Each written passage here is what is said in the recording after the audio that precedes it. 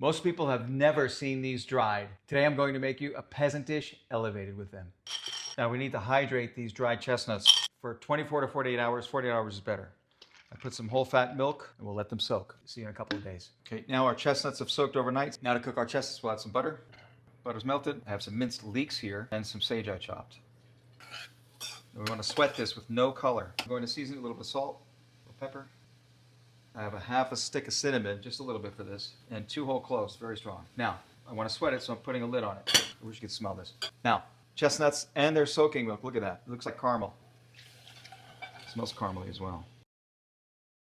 Dried chestnuts, not many people have seen them. I remember when I was a kid, we'd go to the Italian market and they had big bins of olives, capers, and they'd have dried chestnuts. I would put it in my mouth and it was like an everlasting gobstopper. It would last all day. It would get sweeter and sweeter as the day went on. Great memories. Brought it to a simmer. Now I'm just going to add a little bit of chicken stock to it because these will absorb all of that milk.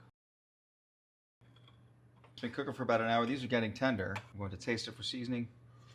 Leeks, cinnamon, cloves, chestnuts. So now I'm going to add a little bit of heavy cream and we'll cook them a little more. Now the garnish for our chestnut soup is little mascarpone. And to complement it perfectly, I have some Italian chestnut honey from the chestnut flowers, which are brown and slightly bitter. The soup is beautiful. It's ready to go. Don't forget this step. Fish out cinnamon and the cloves. This is an important step. I want some texture to the soup, so I'm going to puree some of it really fine and some of it with pieces in it, so you have some texture in it.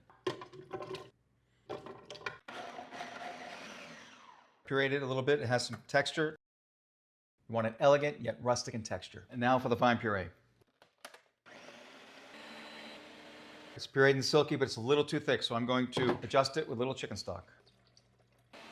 See how silky that is? That's what you want. Fresh chestnuts don't last, so in the mountains of northern Italy, they dried them. Could be stored all winter long, rehydrated for soups or eaten whole. They were called il pane dei poveri, the bread of the poor. This dish comes from Emilia-Romagna, before Italian food looked the way we think it does today.